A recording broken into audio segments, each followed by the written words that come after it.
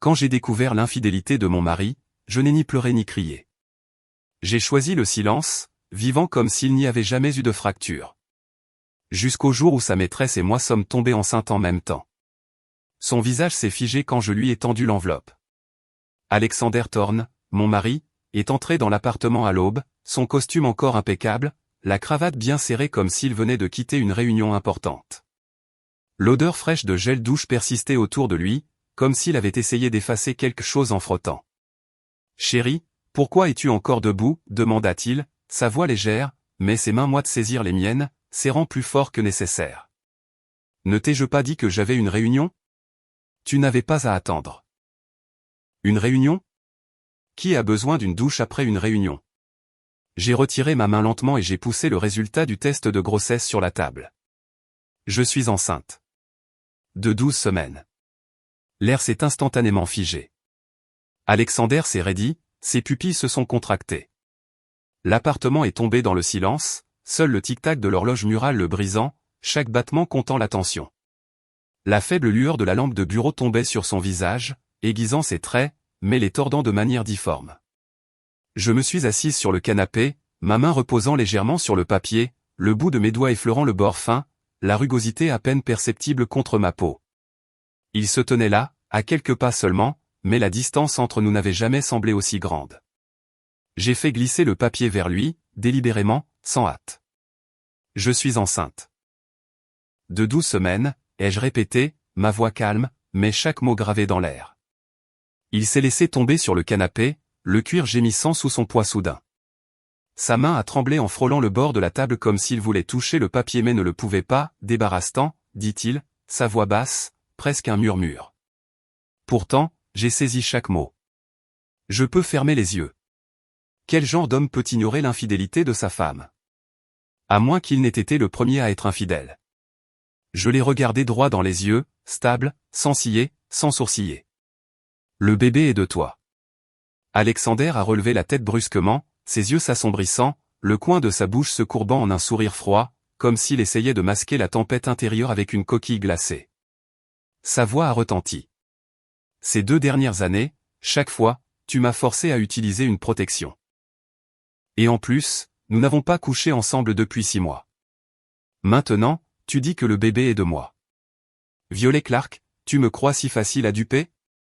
Je l'ai regardé, sans ciller, et j'ai lentement répondu, crois-le ou non, c'est à toi de voir. Ma voix était stable, sans haut, sans tremblement.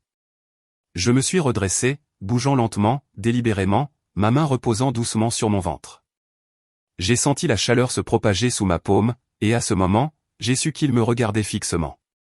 L'expression d'Alexander s'est figée instantanément, comme prise dans la glace.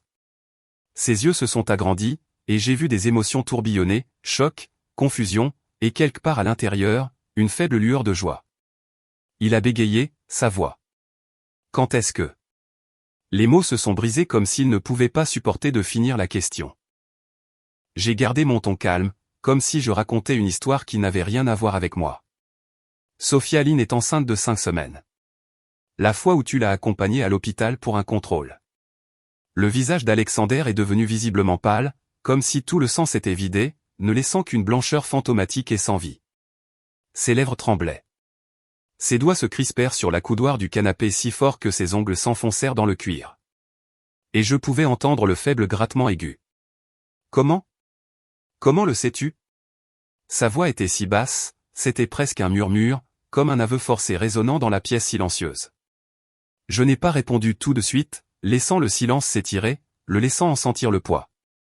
Alexander a arraché sa veste de costume, le mouvement brusque, comme s'il essayait d'arracher sa dernière couche d'armure, puis il a déchiré sa cravate et l'a jetée de côté.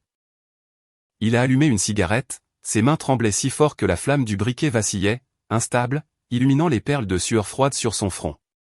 Il a expiré un rond de fumée, sa voix, étouffée par la brume. Pas étonnant. La fumée s'enroulait dans l'air, son odeur accrépissant la pièce suffocante. Il a levé la tête pour me regarder, ses yeux brillants de la vigilance lasse d'un animal blessé, prêt à mordre en retour. Tu as soudainement commencé à insister pour que j'utilise une protection. Tu savais depuis lors. Pourquoi n'as-tu rien dit ? Tu as enduré pendant 2 ans.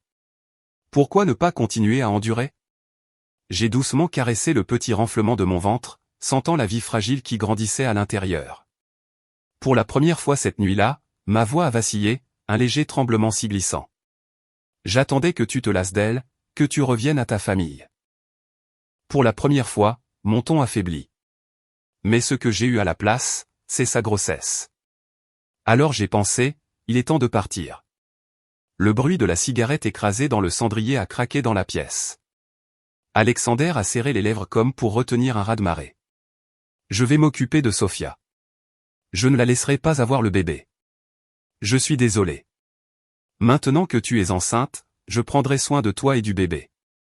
Sa voix portait comme une promesse, mais je pouvais entendre le désespoir en dessous. Dessous le coussin du canapé, j'ai sorti un dossier que j'avais préparé, bougeant lentement, et je l'ai poussé vers lui. Signe-le, Alexander. Finissons pacifiquement. Il a ouvert le dossier, ses doigts s'arrêtant au moment où ils ont vu les 4 mots, accord de divorce. Son visage s'est raidi, ses yeux collés à la page comme s'il essayait de donner un sens aux mots les plus simples. Tu sais, je suis orpheline, ai-je dit, mon doigt effleurant l'échographie sur le rapport de grossesse. Cet enfant est ma seule famille. Le porteur était ma façon de me forcer à mettre fin à ce mariage avec toi. J'ai levé la tête, j'ai croisé ses yeux, ma voix ferme. Je ne veux pas le perdre. Alexander m'a regardé, sa voix rauque, étouffée par la fumée et l'émotion. Violet, es-tu en train de dire que si je ne signe pas le divorce, tu te débarrasseras du bébé? J'ai hoché la tête, le geste simple mais lourd. Je le porte, mais tout ce à quoi je peux penser, ce sont tes 2 ans de trahison. Je n'ai aucune raison de me convaincre d'accoucher, et pourtant je ne peux pas me résoudre à y mettre fin. J'ai fait une pause, laissant le silence souligner les mots. Si nous divorçons, le bébé ne sera qu'à moi, et je n'aurai pas à me demander sans cesse, mon mari est-il encore chez sa maîtresse aujourd'hui? Mes yeux sont tombés sur le col défait de sa chemise, où une légère marque rouge brillait, comme une tache qui ne pouvait être effacée. Comme aujourd'hui, un homme censé être en réunion avait encore le temps de prendre une douche, pensais-je. Alors, venais-tu juste de chez elle? Peur que je soupçonne. Alors tu as effacé chaque trace. Le visage d'Alexander devenait de plus en plus pâle. Sa main s'est levée pour couvrir la marque sur sa peau, maladroite, paniquée. Je me suis levé, le regardant de haut, ma voix sonnant clairement dans l'air étouffant. Je ne veux pas être le genre de femme qui reste à la maison, empoisonnée par la jalousie et le ressentiment. Je veux que tu gardes au moins un souvenir décent de moi. Donc, je pense que mettre fin à tout est le mieux. Le salon s'est noyé dans un silence de mort, brisé seulement par la respiration saccadée et frénétique d'Alexander, comme le cœur battant de quelqu'un qui se noie. Le clair de lune s'était déplacé, se déversant maintenant directement sur l'accord de divorce. Les lettres noires sur papier blanc tranchant les yeux comme des couteaux. Finalement, il a parlé, sa voix semblant lointaine, lasse. Laisse-moi un peu de temps pour réfléchir. Je me suis retourné, marchant vers la chambre. 3 jours. Dans 3 jours, je veux ta réponse, ai-je dit sans me retourner. En fermant la porte, j'ai laissé les lumières éteintes, je me suis allongé sur le lit. Dans l'obscurité, les larmes ont coulé en silence, chaudes contre ma peau. Dehors est venu le bruit sec de verre qui se brise, comme l'éclatement d'un cœur, suivi du claquement tonitruant d'une porte, une fin baignée de rage. J'ai posé doucement ma main sur mon ventre, murmurant dans le noir. Alexander, ne m'en veux pas. Tu as trahi le premier. Entre Alexander et moi, ce n'était jamais juste une courte distance. C'était la classe sociale. J'ai grandi dans le système de placement familial dans les bidonvilles, où même mon nom était quelque chose que ma mère d'accueil avait choisi nonchalamment dans un vieux livre poussiéreux sur une étagère. Alexander, d'un autre côté, le jour de sa naissance, le cours de l'action de Thorn Corp a immédiatement atteint son maximum. Les cloches sonnant à la bourse comme une symphonie de bienvenue. Chaque écran LED de la ville s'est illuminé de mots brillants. Félicitations à Thorn Corp pour l'heureuse arrivée de l'héritier. En première année, il m'a poursuivi avec tous les gestes tapas à accent grave-l'œil que je ne considérais que comme le passe-temps d'un riche garçon ennuyé. Les sacs de créateurs qu'il m'a donnés, je les ai rendus intacts. Les lettres d'amour qu'il a écrites, je ne les ai jamais ouvertes. Je les ai juste ramassées et jetées directement à la poubelle. Je ne voulais rien avoir à faire avec ça. Je ne voulais pas être un jouet temporaire dans son monde scintillant, jusqu'à une nuit d'orage où j'étais de service de nuit au 7-Eleven. Il a fait irruption comme un chien trempé. La pluie dégoulinant de ses cheveux en désordre sur le sol, formant de petites flaques qui scintillaient sous la lumière. Il a claqué une carte de crédit sur le comptoir, sa voix. J'achète 3 heures de ton temps. Mange un bol de ramen. J'ai regardé dans ses yeux rougis, les larmes se mêlant à la pluie glissant sur ses joues, et j'ai soudain réalisé que ceux qui naissent riches pouvaient aussi pleurer, pouvaient trembler sous la pluie glaciale. Ce n'est que plus tard que j'ai découvert que ce jour marquait le 10e anniversaire de la mort de sa mère. Pourquoi moi? Quand nous étions déjà amoureux, je lui ai demandé une fois alors que nous étions assis dans un restaurant Michelin à New York, le bruit des couteaux et des fourchettes tapotant la porcelaine sonnant doucement, l'odeur du bœuf grillé riche dans l'air. Sa main s'est figée à mi-chemin de la découpe du steak. Et puis il a répondu, parce que quand tu me regardes, tes yeux n'ont pas cette lumière flatteuse comme ceux de tout le monde. J'ai baissé la tête, j'ai siroté du vin rouge, cachant le sourire amer au coin de mes lèvres derrière le bord. Il ne saurait jamais que la raison pour laquelle mes yeux ne brillaient pas était que j'avais depuis longtemps tout compris. L'amour n'était rien de plus qu'un échange équitable. Si je devais vendre, autant vendre au plus offrant, et lui, avec toute sa richesse, était le choix le plus logique. Alexander pensait que ce qui m'avait ému, c'étaient les lettres manuscrites qu'il avait écrites sans arrêt pendant 3 ans, ou le fait qu'il avait renoncé à une alliance matrimoniale d'entreprise pour moi, une décision qui avait fait chuter l'action de Thorn Corp pendant des jours. Mais la vérité, c'est que j'avais simplement calculé avec soin.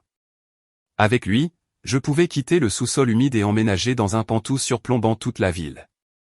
Je pouvais m'assurer que les enfants des foyers de charité aient de nouveaux uniformes, des vêtements propres qui sentaient le frais au lieu des haillons que je portais autrefois. Cette nuit-là, dans la suite présidentielle, quand il a embrassé doucement ma clavicule, ses lèvres chaudes contre ma peau. J'étais occupé à compter le nombre de cristaux du lustre au-dessus. Quand il a appelé mon nom avec une émotion tremblante, son souffle chaud dans mon oreille. J'envisageais d'ouvrir un compte en banque suisse le lendemain matin, calculant combien de temps le solde pourrait durer. La nuit où il a fait sa demande, debout sur le pont d'un yacht dans les hantons avec une bague en diamant levée bien haut, j'ai regardé sa main tremblante et j'ai pensé, cette main a signé des contrats valant des fortunes. Combien d'organismes de bienfaisance pour enfants pourraient-elles reconstruire? Les médias ont fait grand bruit de notre couple de pouvoir sur Forbes et CNBC, les flashs des appareils photo crépitant sans fin comme un conte de fées moderne. Seul moi savais que je n'étais rien de plus qu'une marchande habile, transformant le mariage en un investissement à long terme. La nuit avant le mariage, Madame Harper a pleuré, craignant que je ne sois blessé, des larmes coulant sur ses joues ridées. J'ai souri en les essuyant, pensant, comment pourrais-je être blessé? Je n'apportais même pas mon cœur à l'autel, seulement des calculs froids et précis. Peu importe la sincérité d'Alexander, ce n'était qu'une courte pièce de théâtre avant que cette chose appelée amour ne disparaisse, comme un contrat arrivant à expiration. La première année de mariage, j'ai appris à distinguer les origines et les millésimes du caviar. La deuxième, j'ai obtenu mon MBA de la Harvard Business School, les applaudissements résonnant à la remise des diplômes, le lourd certificat entre mes mains. Au printemps de la 3e année, j'ai trouvé des traces de rouge à lèvres rose pâle sur le col de sa chemise, une teinte que je ne portais jamais, un parfum faible et inconnu qui persistait. En réappliquant mon rouge à lèvres dans le miroir de la salle de bain, mes lèvres ont tremblé sous le brillant, et j'ai réalisé que la femme dans le reflet tremblait, des larmes coulant, chaudes et salées. Quelqu'un d'aussi calculateur que moi, pleurant pourtant pour un homme. Des sanglots étouffés résonnant dans la salle de bain en marbre froid. Ce jour-là, j'ai séché mes larmes, j'ai refait mon maquillage, j'ai enfilé le tailleur le plus cher, la soie épousant mon corps. Quand la voiture s'est arrêtée sous le bâtiment de l'entreprise, j'ai levé les yeux vers la tour que j'avais sauvée, le verre reflétant la lumière aveuglante du soleil, mais j'ai refusé de verser une autre larme. Bonjour, directrice Clark. James à la réception m'a salué respectueusement, la voix polie, s'inclinant légèrement. J'ai souri et hoché la tête, entrant dans l'ascenseur privé avec mes talons sur mesure. Peu après, j'ai signé un contrat à 9 chiffres sous le nom de Madame Thorne. Ces 2 dernières années, j'avais été douce, compréhensive, lui donnant une valeur émotionnelle, des étreintes chaleureuses, des murmures doux à son oreille. Et pendant 2 ans, ma carte de visite n'a plus eu besoin de l'éclat de Thorne Corporation, chaque pas stable, chaque contrat accumulé.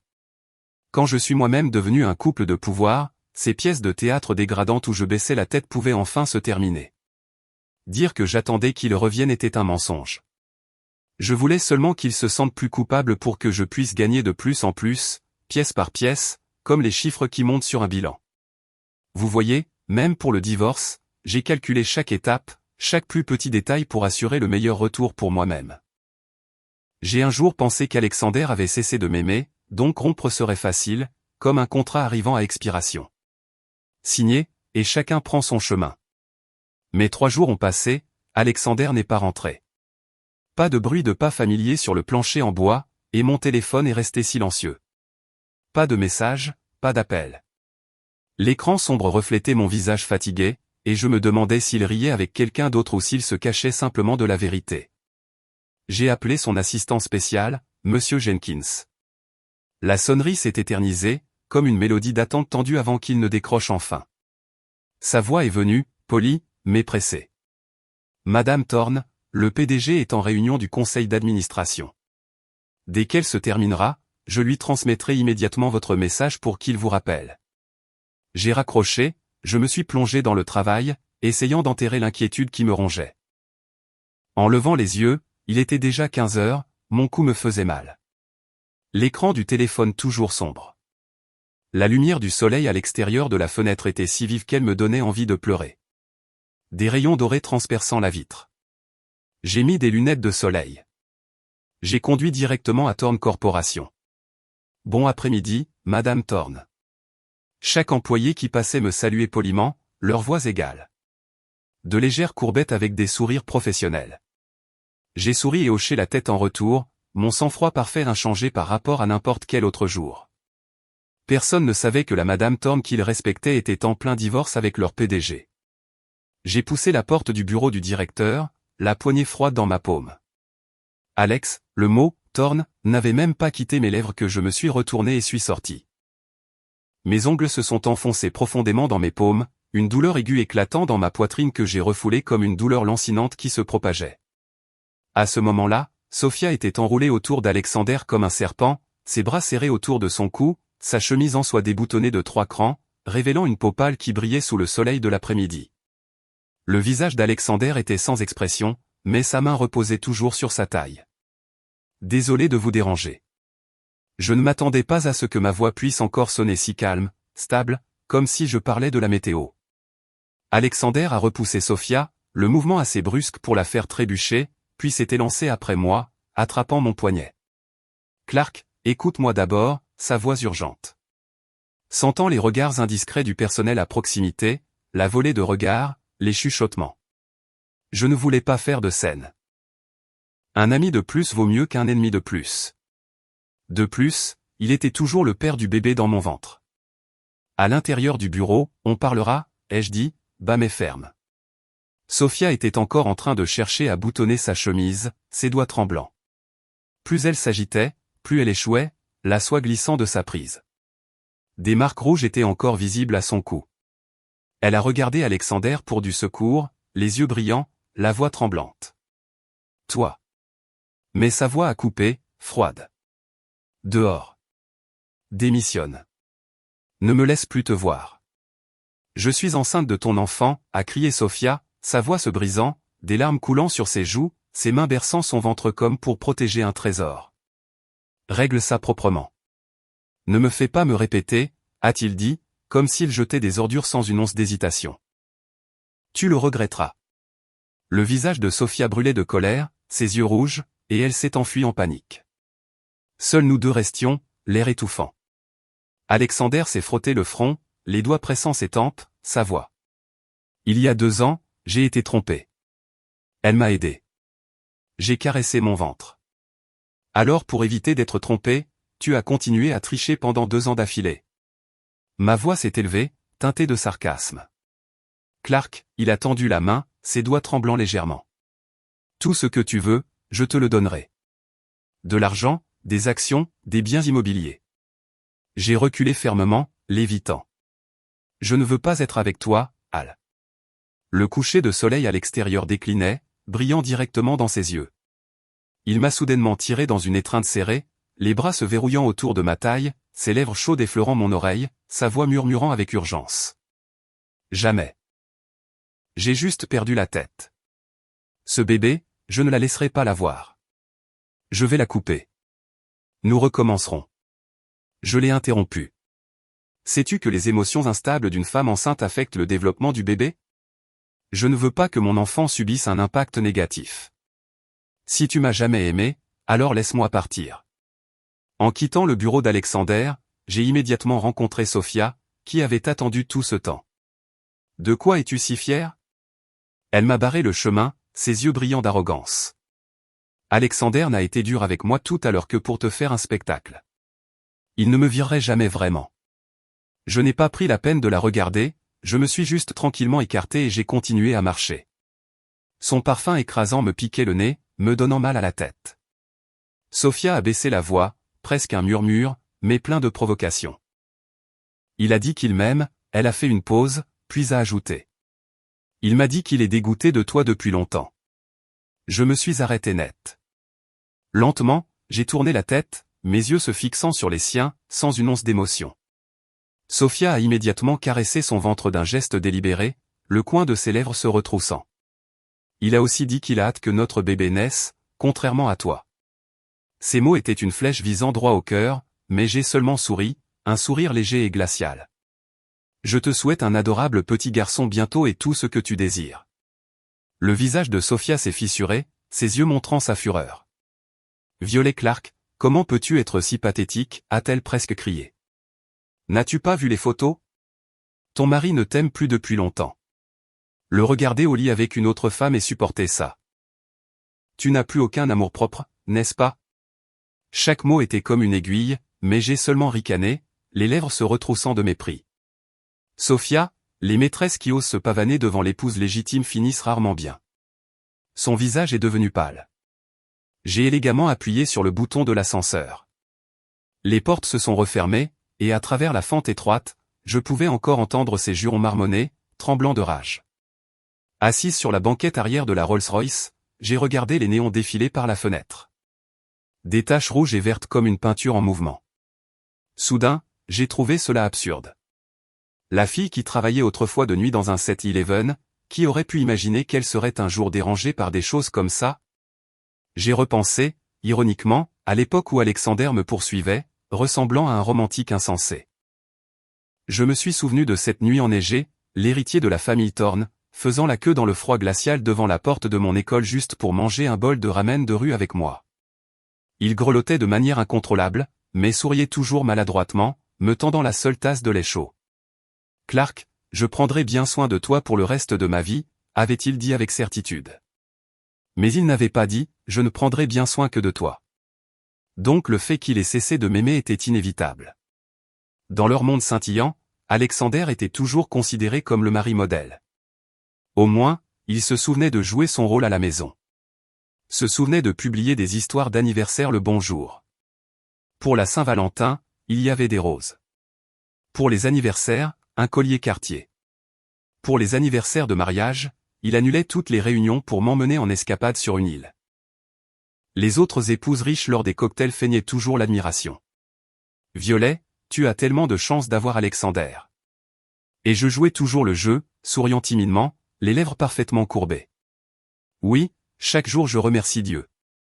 Mais personne ne savait que mon rêve d'université était simplement d'épouser un employé de bureau ordinaire, de m'entasser dans le métro chaque matin, de passer les week-ends blottis dans une petite chambre en location à regarder des films, le son du popcorn crépitant dans le micro-ondes. C'est Alexander qui m'a entraîné dans le monde éblouissant des fêtes et des contrats à $1 million. Et c'est aussi lui qui m'a fait changer mon rêve initial de quelque chose de simple à des calculs froids et précis.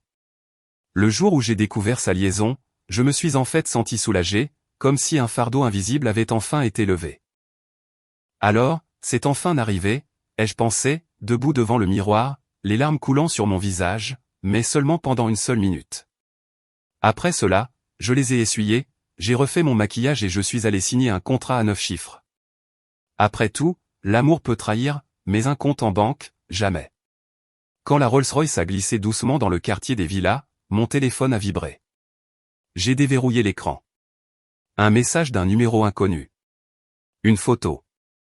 Alexander tenant Sophia. Son visage enfoui contre sa poitrine. Des larmes brillant sur ses joues tandis que sa main lui tapotait doucement le dos. Un geste tendre de réconfort. j'ai laissé échapper un petit rire. Alexander avait toujours été doué pour se cacher, comme un acteur chevronné sur la scène de la vie. Juste à cause d'une légère trace de rouge à lèvres rose sur le col d'une chemise. J'avais mené une enquête pendant un mois entier. Pourtant, rien n'en était ressorti. Mais à la fin, tous ces efforts n'ont pas résisté à l'impatience de Sofia. La maîtresse désespérait de me remplacer pas à pas, photo par photo. Ces 2 dernières années, ce numéro de téléphone m'avait envoyé plus d'une centaine de photos intimes, des moments secrets dans des hôtels aux clichés volés dans son bureau. Rien ne manquait, aucune astuce n'avait été laissée de côté. Et bien sûr, quel genre de maîtresse ne rêve pas de devenir l'épouse? Sinon, à quoi bon être une maîtresse? Chaque photo était un poignard qu'elle me lançait, espérant que je m'effondrerais, espérant que je lui céderais le trône. J'aurais pu facilement utiliser ces photos pour forcer Alexander à divorcer. Mais j'ai repensé, la villa où je vivais, la voiture de luxe que je conduisais, le statut qui faisait que tout le monde s'inclinait avec respect, tout cela n'était-il pas grâce à lui? On ne peut pas être trop ingrat. Mais s'il insistait pour s'accrocher, s'il pensait que je resterais pour toujours le chat obéissant blotti sur ses genoux, alors il se trompait. Je n'ai jamais été un animal de compagnie apprivoisé. Mes griffes étaient toujours aussi acérées qu'un rasoir. Alexander a poussé la porte. J'étais appuyé contre la fenêtre, contemplant la vue nocturne. Il était toujours impeccable dans son costume, mais dans sa main se trouvait un sac en plastique du 7-Eleven. À l'intérieur, 2 paquets de ramen familiers. Clark, je suis à la maison, sa voix douce alors qu'il jetait nonchalamment mon téléphone dans l'aquarium. Des bulles ont gargouillé vers le haut. Ensuite, la tablette, puis l'ordinateur portable, chaque appareil coulant au fond un par un. J'ai regardé tranquillement les ondulations se propager à la surface de l'eau, un frisson s'insinuant dans ma poitrine. « Prévois-tu de m'enfermer » ai-je demandé. Il a calmement desserré sa cravate, son mouvement lent, ses yeux si doux que c'était terrifiant, comme un masque parfait. Je ne veux juste pas que des personnes ou des choses sans importance nous dérangent plus. Le lendemain matin, la lumière du soleil transperçait les rideaux transparents de la cuisine. Alexander portait un tablier, cuisinant des ramen, exactement les mêmes ramen que je lui avais offerts au 7-Eleven il y a des années. Goûte. Il l'a apporté comme un trophée. Le bol fumant, ses yeux pleins d'espoir, scintillant au soleil. Je l'ai pris, la cuillère en métal touchant mes lèvres, mangeant de petites bouchées, les nouilles trop molles, le bouillon trop peu abondant, trop salé. Pourtant mes yeux ont brûlé, une seule larme retenue glissant sur ma joue. Il m'a regardé finir chaque brin, son visage portant le sourire familier d'autrefois. Le 3e jour, je ne sais pas où il a trouvé un vieux vélo. La selle arrière était rembourrée avec sa veste de costume, la soie douce mais creusant douloureusement. Il pédalait lentement, la brise effleurant mes cheveux, prudent de ne pas me secouer, la sonnette du vélo tintant doucement. « Tiens-moi fort » a-t-il dit en pédalant, sa voix débordante de joie, comme s'il revivait un souvenir. J'ai enroulé mes bras autour de sa taille, j'ai posé mon visage contre son dos, la chemise blanche portant une trace de soleil, mais ce n'était plus la même qu'avant. La 4e nuit, un projecteur a été installé dans le salon. Il a déterré un vieux film que nous avions regardé des dizaines de fois, l'image floue, vacillante. À mi-chemin, je me suis endormi sur son épaule, comme avant. À moitié endormi, je l'ai senti me porter doucement dans la chambre, déposant un léger baiser sur mon front. Le 5e jour, le jardin brillait de bougies parfumées. Il tenait une vieille guitare poussiéreuse, grattant la chanson de notre premier rendez-vous. Fausse de nombreuses fois, mais elle m'a quand même entraîné profondément dans la musique.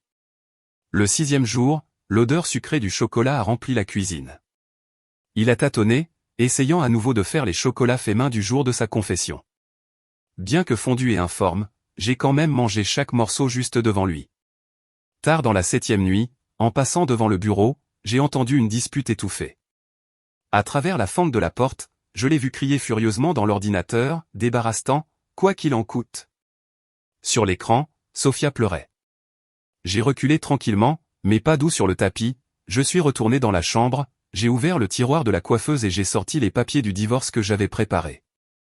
Ce jeu d'amour de 7 jours était arrivé à sa fin. Alexander est entré, la porte s'ouvrant doucement, son visage pâlissant à la vue du document, puis le déchirant en lambeaux sans hésiter. « Violet, n'ose pas divorcer de moi. J'ai travaillé si dur pour t'avoir. Je ne te laisserai jamais partir. » Sa voix a retenti, désespérée. J'ai parlé, mon ton calme mais ferme. Alexander, un jour tu devras le faire. Il a rugi, sa voix se brisant. Non, jamais. Ces mots portaient une fureur que je n'avais jamais vue, comme une tempête déchaînée. Dans cette vie, je ne divorcerai jamais de toi. Alexander a dit qu'il avait travaillé si dur pour m'épouser. Et ce n'était pas un mensonge. C'était un rappel des jours fous qu'il avait traversés. Cet hiver-là, la neige tombant épaisse et blanche, il a été coupé de tout soutien financier et chassé de la maison parce qu'il voulait m'épouser. Il a dû prendre des petits boulots pour prouver son amour. Ses mains tremblant en portant des plateaux de nourriture. L'odeur de graisse s'accrochant à ses vêtements, la sueur perlant sur son front malgré le froid glacial. Il a enduré pendant 3 mois, se levant tôt chaque matin pour déblayer la neige devant le magasin, ses chaussures en cuir cher maintenant tachées de boue. Même Monsieur Thorne est devenu si furieux qu'il a brisé 3 de ses tasses préférées, son visage rouge alors qu'il criait « Idiot ! Tu détruis l'avenir de cette famille !» Mais Alexander a seulement baissé la tête. Il a eu faim. Il a eu froid.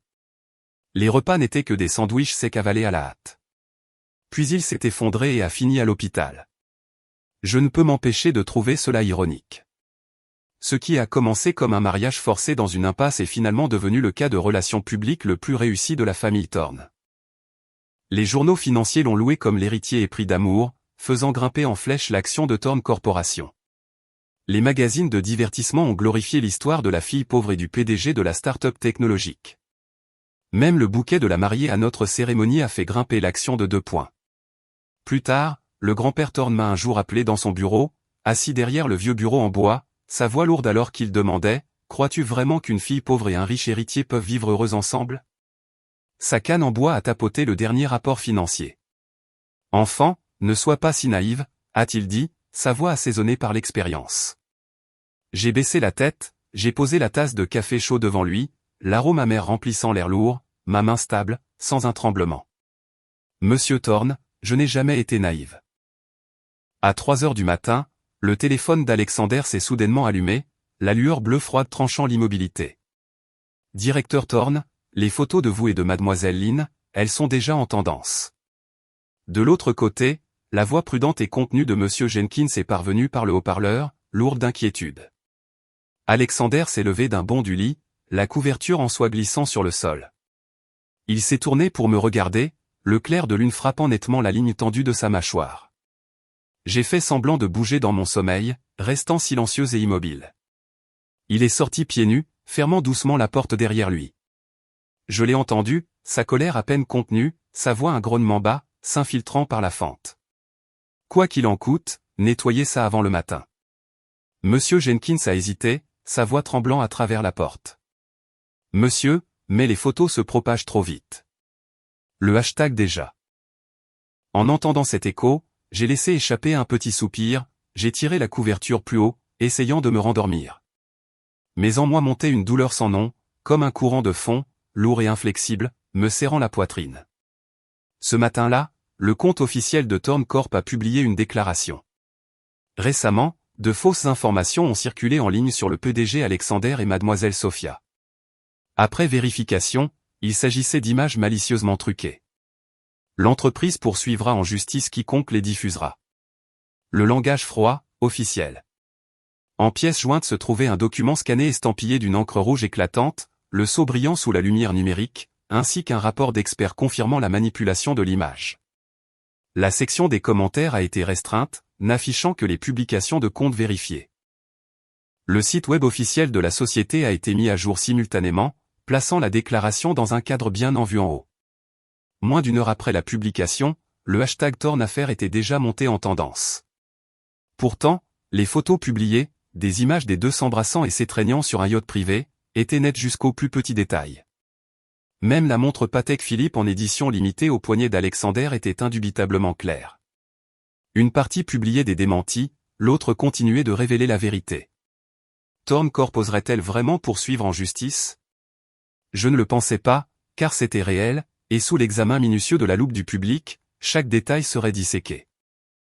J'ai marché pieds nus sur le tapis perçant, les fibres douces effleurant mes plantes de pieds froides, et j'ai vu Alexander recroquevillé sur le canapé, sa grande silhouette maintenant rétrécie, enroulé sous le faible clair de lune, sa respiration lourde. L'écran de son téléphone brillait encore, un nouveau message de Sofia. « Alex, il m'insulte partout. » Le fond d'écran du verrouillage restait notre photo de mariage prise aux Maldives. J'ai tiré une fine couverture sur lui, regardant de près son visage. Toujours beau, toujours calme, mais plus le jeune homme qu'il était autrefois. Tôt le lendemain matin, le devant du bâtiment de Thorn Corp était bondé, sans un seul espace. Le rugissement de la foule s'élevant comme une tempête. Les journalistes levant leurs appareils photo au-dessus de leur tête. Les flashs crépitant comme des éclairs. Les microphones tendus en avant comme des mains affamées. Les médias attendaient une explication de la part de Thorn Corporation. Après tout, le mariage de cette année-là entre Alexander et moi avait été décrit comme le plus luxueux de l'année. L'histoire d'amour entre la fille pauvre et le PDG de la start-up technologique, autrefois admirée par tant de gens, était maintenant devenue un festin pour le public. Les journaux qui envoyaient autrefois des félicitations n'étaient maintenant rien de plus que des vautours sentant l'odeur de la pourriture, attendant de dépecer un banquet sanglant. L'action de Thorn Corp avait été suspendue dès l'ouverture du marché. Mais Alexander ignorait toujours tout cela. Continuait toujours de jouer le jeu de l'amour guérisseur avec moi.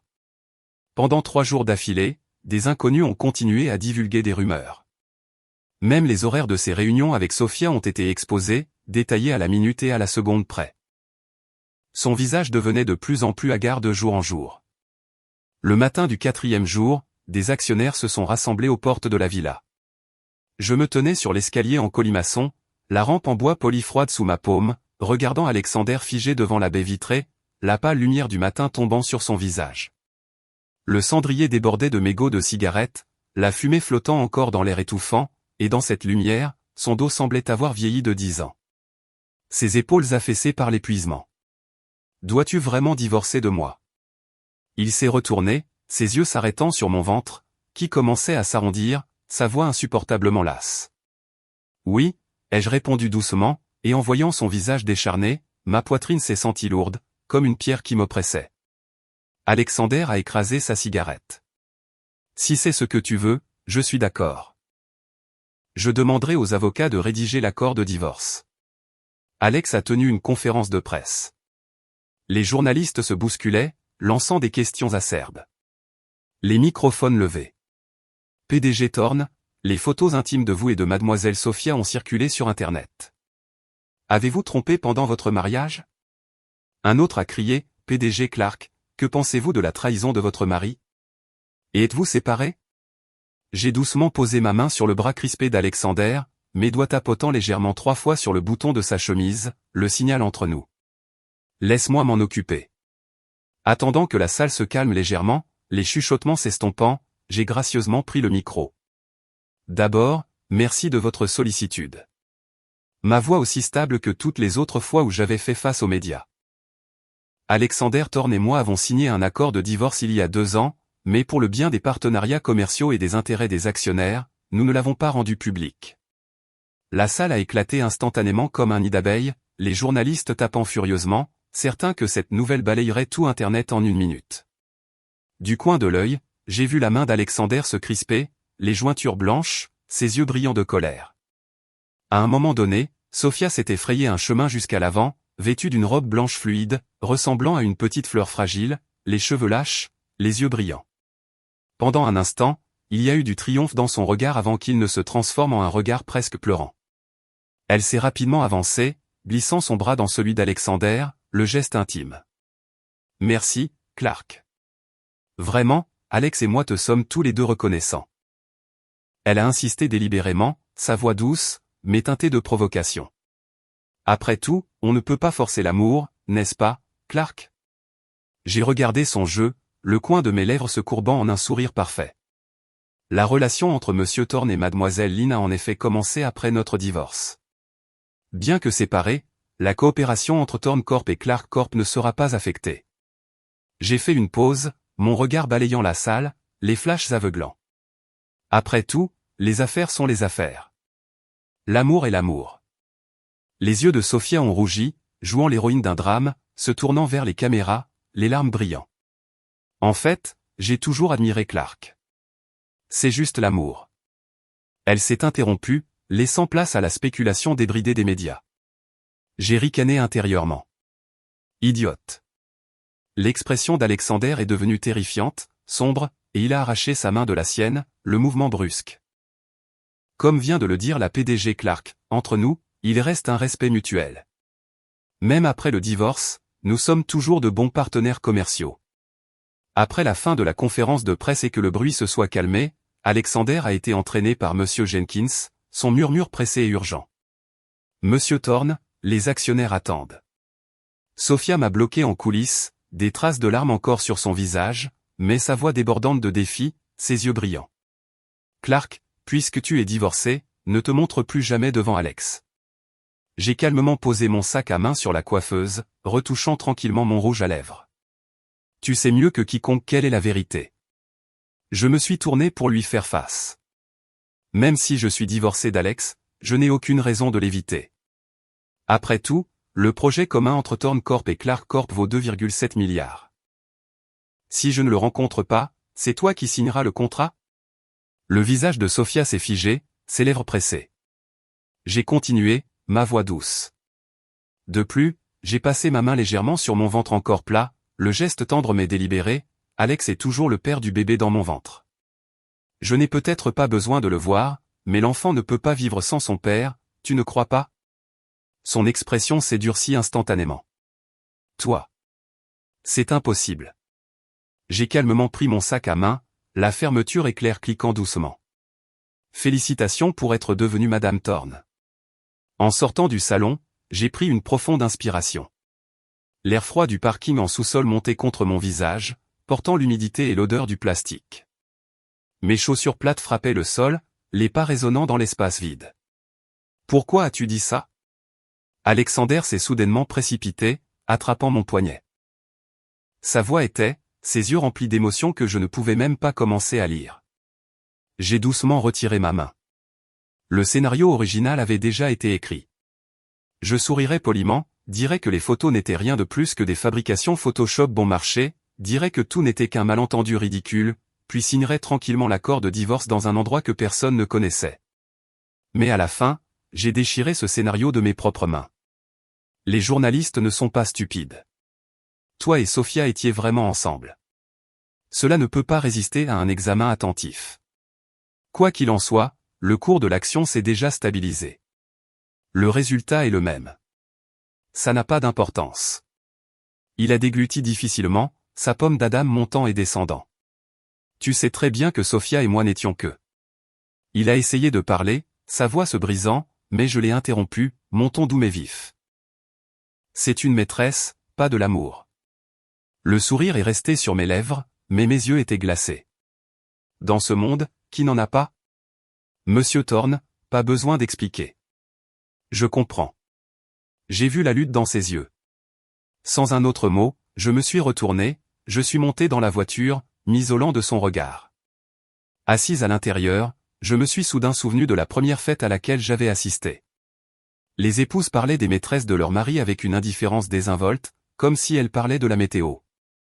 Leurs doigts traçant le bord des verres à vin, le rouge à lèvres vif laissant des marques sur le cristal. Le choc et la confusion que j'ai ressentis à l'époque s'étaient maintenant dissous dans la courbe amère d'un sourire sur mes lèvres. J'ai un jour pensé que je pourrais apprendre à l'accepter, comme les autres épouses riches, souriant au chuchotement des affaires, hochant poliment la tête aux fausses bénédictions. Mais à la fin, je ne pouvais pas. La simple pensée d'Alexander enchevêtré avec une autre femme me serrait la poitrine. La douleur si vive que mon corps tremblait. Heureusement, après 2 ans d'endurance, Clark Corp n'avait plus besoin de compter sur Thorne Corporation. Des nuits passées seul à réviser chaque ligne d'un plan d'affaires. Des fêtes où je portais le titre de Madame Thorne. Le sourire parfait masquant un cœur gelé. Tout cela pour obtenir des opportunités. Chaque poignée de main, chaque signature sur un contrat, tout cela m'a finalement apporté la force de me retirer intact, comme un guerrier quittant le champ de bataille avec son épée toujours aiguisée. Le cours de l'action de Thorne Corp s'est finalement stabilisé à nouveau. Les soi-disant débuts publics de Sophia ont fait la une des médias pendant des jours. Le public ne croyait clairement pas entièrement qu'Alexander et moi étions divorcés depuis 2 ans. Les médias financiers analysaient les fluctuations boursières tandis que le côté divertissement continuait de spéculer sans arrêt. Le soi-disant « divorce d'il y a 2 ans » n'était pour eux rien de plus qu'une manœuvre de relations publiques pour couvrir la liaison d'Alexander. Si Sofia avait été un peu plus intelligente, elle aurait dû choisir le silence. Mais au lieu de cela, elle a délibérément choisi la conférence de presse pour jouer un acte ridicule. En quelques minutes, des mots-clés comme « maîtresse », le plan de remplacement de la maîtresse ont couvert tout Internet, le hashtag Sofia la maîtresse grimpant au sommet des tendances. Le public a même déterré de vieilles photos d'elle de ses jours à fréquenter les bars et différentes soirées arrosées, les mêmes robes blanches encore et encore. Ces réseaux sociaux se sont complètement effondrés, inondés d'insultes, et l'image d'Alexander a également eu un effet boomerang. De l'héritier dévoué, il est maintenant devenu le traître charmant. Le jour de la signature de l'accord de divorce, la lumière du soleil se déversait à travers les grandes baies vitrées du cabinet d'avocat, jetant une douce lueur dorée sur mon ventre arrondi, le tissu de soie de ma robe enveloppant doucement mon corps. Les conditions qu'Alexander offrait étaient encore plus généreuses que je ne l'avais imaginé. Il m'a laissé tous les biens immobiliers à son nom, de l'appartement Penthouse à la villa en bord de mer, chaque signature comme une coupure de l'âme. Il s'est même engagé à ce qu'après la naissance du bébé, 15% des actions de Thorn Corp soient transférées au nom de l'enfant, un chiffre qui a fait faire une pause à l'avocat, me regardant avec étonnement.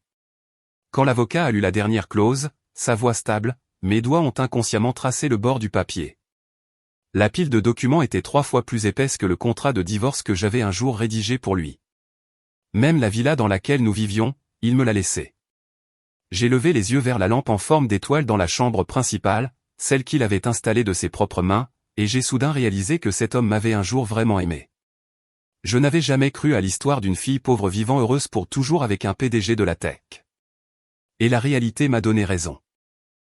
5 ans de mariage, je n'ai jamais espéré être aimé complètement, j'ai seulement appris à utiliser les petites miettes d'affection pour franchir la barrière de classe. J'ai emballé toutes ces affaires, j'ai demandé à l'assistant de les envoyer à sa nouvelle villa le jour même. Mais cet après-midi-là, Monsieur Jenkins s'est présenté à ma porte avec toute une flotte de voitures. Les voitures étaient remplies de fournitures pour bébé, de biberons isothermes allemands, de linge en coton de première qualité commandé en Suisse, tout était complet. Monsieur Jenkins m'a tendu une feuille de confirmation en bégayant. Monsieur Thorn a dit, si vous n'aimez pas ces modèles. Remerciez-le, ai-je dit fermement en signant.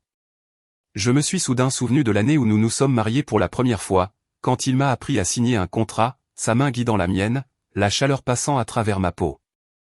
Le trait doit être décisif, avait-il dit, sa voix stable. Mais maintenant, ma signature pouvait couper directement à travers le papier. Après le divorce, je suis devenu une nouvelle légende dans le monde des affaires. Les épouses de la société qui me méprisaient autrefois pour venir des bidonvilles se disputaient maintenant pour m'inviter à des galas de charité.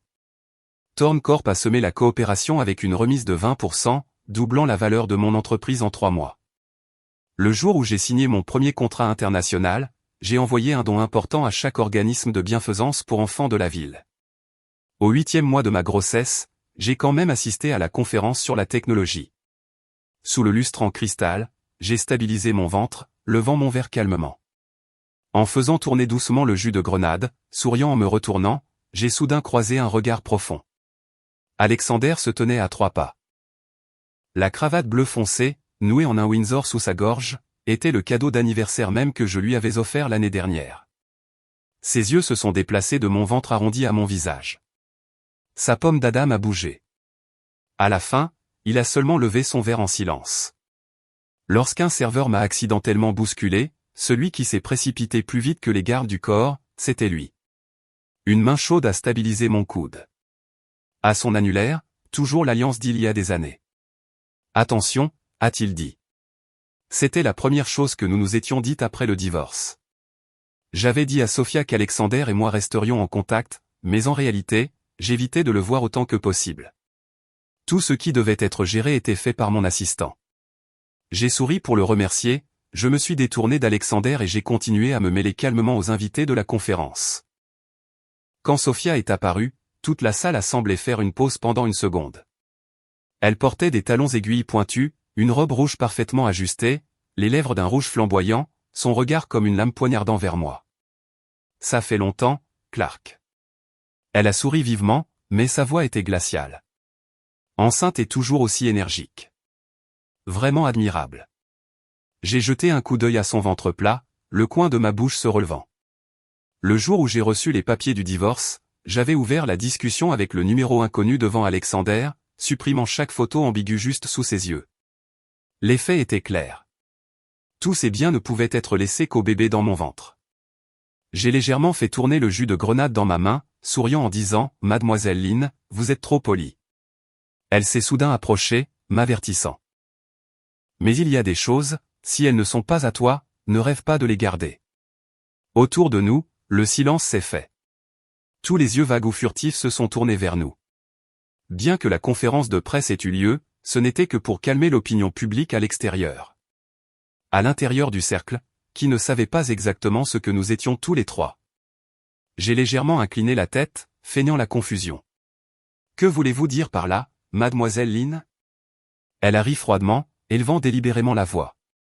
L'entreprise d'Alexander vous a accordé une remise de 20%. Envoie des fournitures pour bébé et de la nourriture nutritive tous les mois, même à chaque fois que vous allez pour un contrôle. Elle a fait une pause, ses lèvres rouges se retroussant en un sourire moqueur. Il attend dans le couloir de l'hôpital jusqu'à ce que ce soit fini.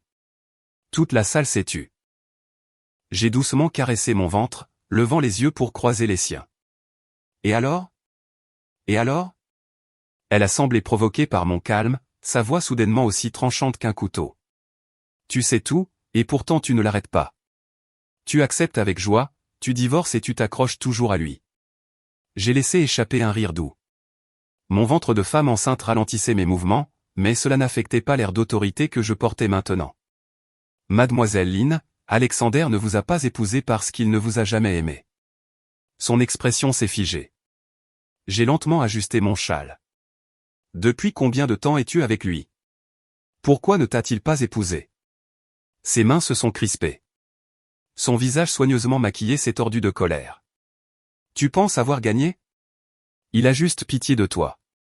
Tu ne comptes que sur ce bébé dans ton ventre. Qui sait même si cet enfant est de lui? Ses yeux fous m'ont fait instinctivement placer une main sur mon ventre pour le protéger. Le réflexe d'une mère, mon cœur sautant un battement. Sophia avait maintenant l'air au bord de la folie. J'ai senti qu'elle pourrait se précipiter sur moi à tout moment. J'ai plissé les yeux, balayant les environs, calculant comment me défendre si nécessaire. Sophia. Une voix masculine, profonde et froide, a retenti derrière elle. Alexander. Personne ne savait depuis combien de temps il se tenait là. J'ai expiré, mes épaules se relâchant un peu. Dieu merci, il était là. Sophia s'est retournée brusquement, la méchanceté sur son visage instantanément remplacée par de la pitié, sa voix se brisant. Thorne, je juste. Mais il l'a interrompu, sa voix glaciale. Qui t'a permis de te montrer ici? Pars. Son ton était léger, mais suffisant pour la faire blêmir, ses lèvres tremblant. Tu ne peux vraiment pas me voir. Alexander a souligné chaque mot, sa voix basse et tranchante. Dehors. Monsieur Jenkins s'est immédiatement avancé, poli mais ferme, en l'escortant. Toute la salle était silencieuse. On aurait pu entendre une mouche voler. Les yeux d'Alexander sont tombés sur moi. Finalement, il a simplement dit « Je te ramène à la maison ». J'ai souri, j'ai secoué légèrement la tête.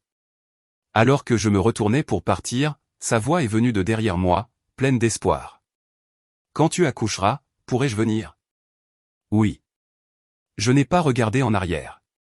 Le bébé était aussi son enfant, et il avait toujours su comment protéger ce qui était à lui. Je n'ai pas vu la lumière vive dans ses yeux à ce moment-là. Je savais seulement que j'étais sur le point d'atteindre mon but. Le lendemain matin, mon assistant a signalé que Sophia avait été déplacée ailleurs. J'ai esquissé un léger sourire. Les liens persistants, les émotions enchevêtrées. C'est ainsi qu'ils doivent être coupés. Le jour où j'ai accouché, quand l'infirmière a sorti les deux nouveau-nés en pleurs, leur petite voix résonnant dans le couloir de l'hôpital d'un blanc éclatant. L'homme qui dominait autrefois le monde des affaires avec des poignées de main à $1 million s'est effondré en larmes. Ses mains tremblaient en recevant les bébés. Allongé sur le lit d'accouchement, je les regardais, me souvenant soudain de cette nuit enneigée il y a 5 ans où il avait été coupé et chassé, s'agenouillant et suppliant le grand-père Thorne de le laisser m'épouser. Ses larmes alors avaient brûlé de la même manière. Fais un test ADN, ai-je murmuré d'une voix rauque alors que l'anesthésie se dissipait, ma voix faible mais ferme. Il a secoué la tête, le bout de ses doigts essuyant doucement les coins de mes yeux, chauds et tendres. Je te fais confiance. Mais j'ai quand même demandé à mon assistant d'envoyer des échantillons pour des tests. Ces enfants n'étaient pas le résultat de notre dernière fois ensemble, mais d'années auparavant, lorsque nous nous aimions le plus, lorsqu'il avait congelé son sperme. En tant qu'épouse légitime, j'avais le droit de l'utiliser par FIV. Quand le rapport est revenu, Alexander a immédiatement divisé les 15% des actions sous les noms des 2 enfants. Même le grand-père Thorne, qui avait un jour dit que j'étais indigne, a envoyé des cadeaux. Un chèque avec tellement de zéros que cela m'a stupéfié. Tu me surprends vraiment, a-t-il marmonné avant de partir, ses yeux jetant un coup d'œil au berceau où les jumeaux dormaient paisiblement. Je les ai simplement regardés calmement, souriant doucement. Les 2 enfants étaient à moi, de petites vies portant chaleur et espoir, et après le divorce, je pouvais encore leur donner tellement plus, des manoirs ensoleillés aux opportunités que je n'avais jamais eues. Après la naissance, ma relation avec Alexander semblait s'être légèrement adoucie. Il a commencé à visiter la villa souvent, apportant de petits cadeaux pour les enfants. Parfois, il restait assis tranquillement près du berceau, les regardant dormir, doux et contemplatif. Chaque trace de Sophia semblait effacée. Personne ne la mentionnait plus. Son nom a disparu de toutes les conversations. Quand les jumeaux ont eu 3 ans, leurs rires ont retenti dans le jardin. Alexander assis sur l'herbe les regardant jouer, puis levant la tête, sa voix. Violet Clark, remarions-nous. J'ai secoué la tête, ma main effleurant les boucles dorées d'un enfant, la lumière du soleil y brillant. Je pense que nous sommes bien comme nous sommes. Ma voix légère comme une brise flottant dans le jardin. Je me suis levé, je suis entré dans la maison, la lumière du soleil se déversant par les fenêtres ouvertes, apportant l'odeur de l'herbe fraîchement coupée de la pelouse.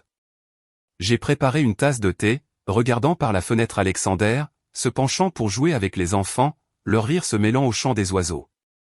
C'est la liberté. C'est ma vie. J'avais traversé des tempêtes pour trouver la paix en moi-même. Et à partir de ce moment, j'ai su que la vie vaudrait toujours la peine d'être vécue parce que j'avais appris à m'aimer.